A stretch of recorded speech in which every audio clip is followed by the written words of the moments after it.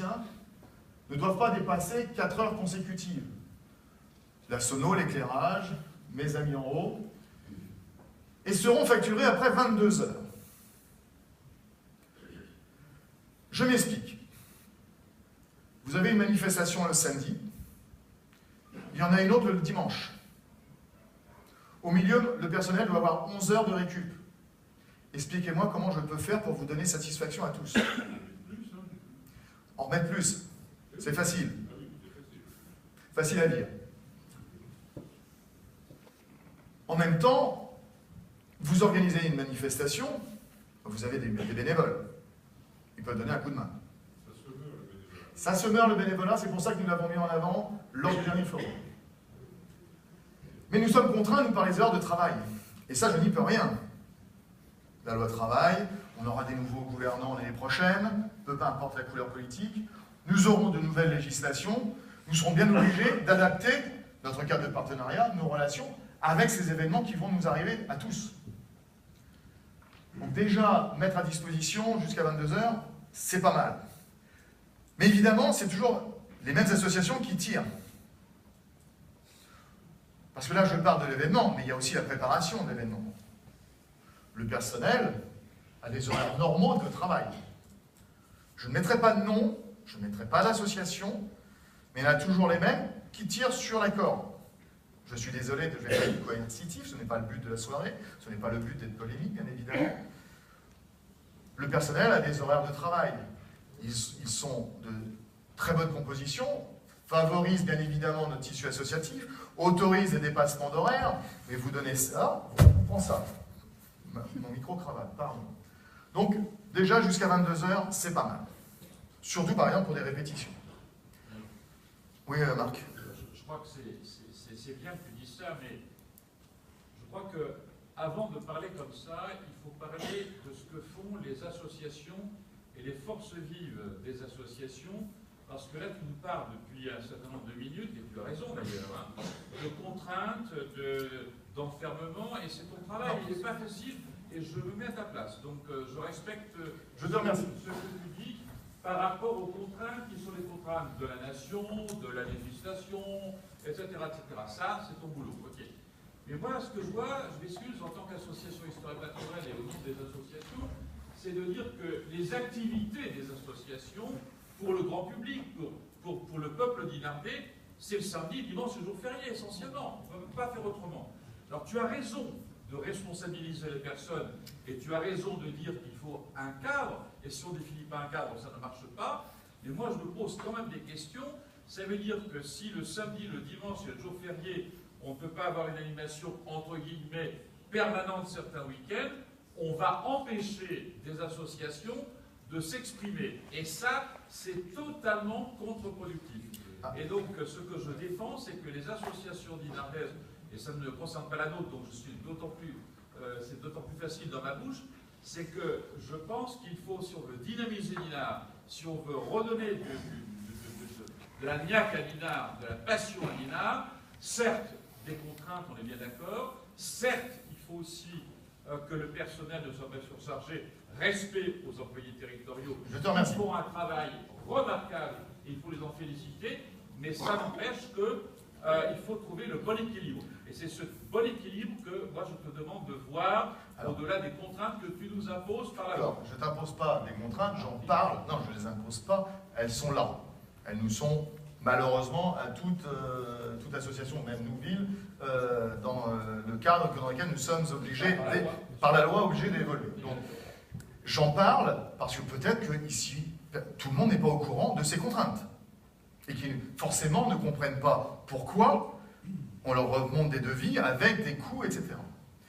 L'objectif n'est pas qu'on arrête le dynamisme. Qu'on arrête le dynamisme, Alix. Non, là, le choix que vous présentez là, c'est un choix municipal. C'est un choix. Les 4 heures, les samedis, tout à fait. les dimanches, ça, c'est pas dans la loi. C'est un choix municipal. C'est un choix municipal par rapport au travail des agents. Et je rejoins Marc en disant remarquable de nos agents. Voilà. C'est pas la brosse à reluire, il faut aussi reconnaître le travail de ces gens-là. D'accord? Mais quand vous avez... Jean-René.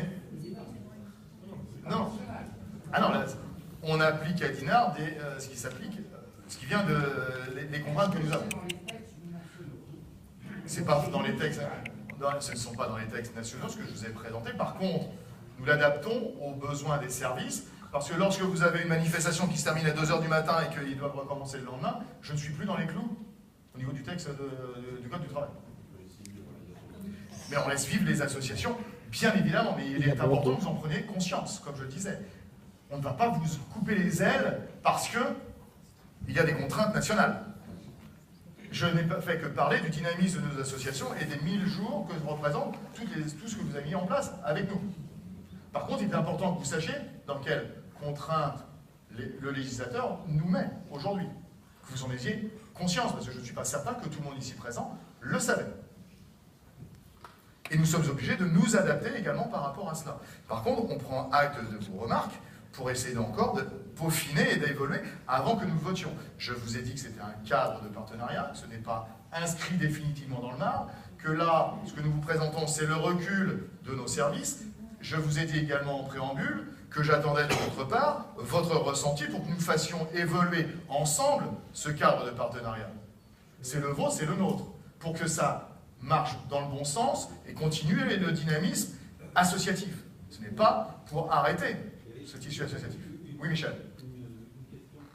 Quand l'employé municipal est payé, on verra qu'il c'est question que les associations payent pour un travail de samedi et de dimanche, l'employé municipal est en pleine forme le lundi.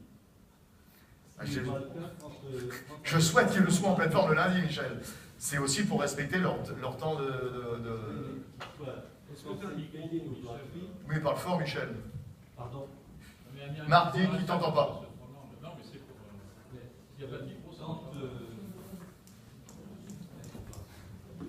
Ça va?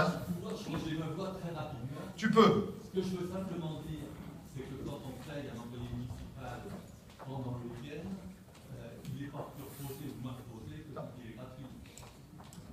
Donc, si on décide qu'il y a... Oui, mais par contre, moi, il me compte en heure sub, Michel. Quand on décide qu'il y a une En fait, c'est les associations. avec la réglementation, c'est pas le paiement qui change la réglementation.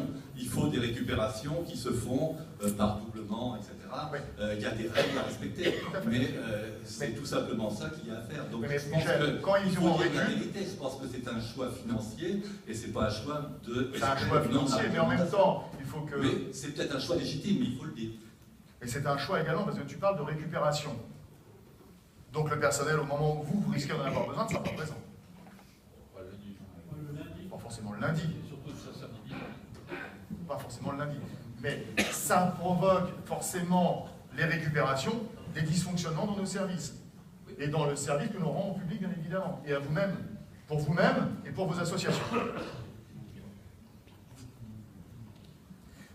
Mais, attention, je vous le présente comme je l'ai dit en amont, je compte sur vous pour faire ces remontées, pour qu'on puisse le peaufiner. Je sais que Marc va le faire. Ah, t'inquiète pas. Oui. Ah, je ne suis pas inquiet. On te connaît, je te connais. Eric, C'est moi? donc, Oui, tu es. je vais, désolé d'être un petit peu subversif, mais Non, pourquoi? si. J'ai dit que c'était les échanges. Non, mais moi je vais non, ça va aller, ça va aller. Merci.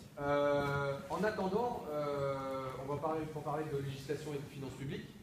Mais donc là, ce que tu es en train de me dire, au vu de ce qui est écrit là, c'est que sur l'ensemble du tissu associatif, qui j'espère reste fort et se veut pouvoir le rester à l'avenir, et je pense qu'on est tous d'accord là-dessus, le tissu associatif qui est un peu le poumon d'une ville, enfin en partie le poumon d'une ville est quand même important, et pas seulement à Dinard, partout. Donc ici, là, par rapport à ce texte-là, le tissu associatif qui fait vivre Dinard, qui le fait avancer, qui le dynamise, et moi j'aimais beaucoup les propos tout à l'heure qui ont été tenus, va supporter des heures supplémentaires des salariés, alors qu'eux-mêmes, par contre, gratuitement, avec leur énergie et par le bénévolat qui met en avant tout à l'heure, gratuitement, lui, fait vivre les choses. On va en plus supporter les heures supplémentaires qui sont de l'ordre, par contre, des finances publiques. Justement, je te remercie de cette remarque. Maintenant, à contrario, on renvoie la vapeur de l'autre côté. Tu organises une manifestation, tu as le droit, on te soutient, tu le sais très bien, on se voit assez souvent. Maintenant, vous savez, on va toujours le répéter, l'État se désengage de plus en plus. Sur les 2 dernières années, chaque année, 550 000 € en moins sur la ville de Dinard. On escompte l'année prochaine au minimum 600 000 € de baisse. Personne ici présent ne veut que les impôts augmentent. Si nos charges augmentent, ça va être problématique à un moment ou à un autre. Il faut qu'on trouve également un équilibre. On fait rien alors.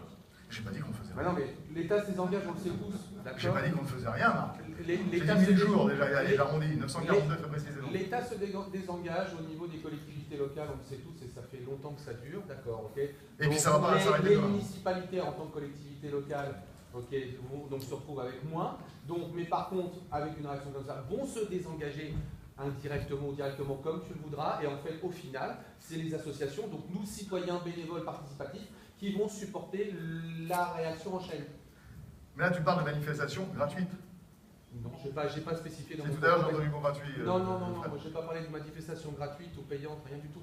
Non, moi j'en suis juste sur les faits, sur une manifestation qui va nécessiter une présence supérieure ou plus tardive. Et comme il était dit tout à l'heure, effectivement, que le salarié soit en repos, enfin, je ne sais plus comment ça avait été formulé, la différence, il n'y en avait pas, véritablement. De toute façon, il ne sera pas plus reposé, payé ou non, c'est ça que je veux dire.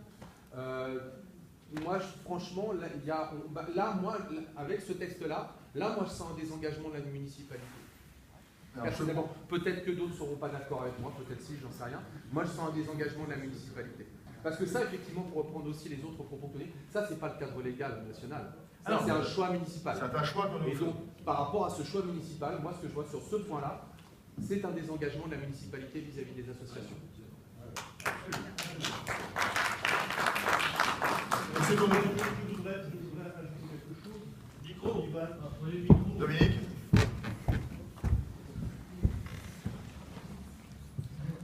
Oui, je voudrais ajouter quelque chose qui est un petit peu dans ce même sens.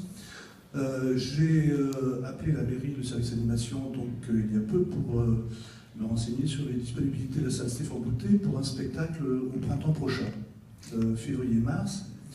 Et j'étais quand même assez stupéfait de constater que tous les week-ends étaient disponibles. Je veux dire, c'est une situation un petit peu inédite. Alors, je me demande si on n'est pas déjà, en fin de compte, confronté à cette situation qui, en fin de compte, est un petit peu, je veux dire, induite par ce fonctionnement, à savoir que la salle soit de plus en plus disponible. Et je trouverais ça quand même dommage que la ville de Dinard dispose d'un tel outil pour qu'il reste vide la plupart des week-ends. Donc voilà, moi je pense qu'il faut être très, très, très vigilant.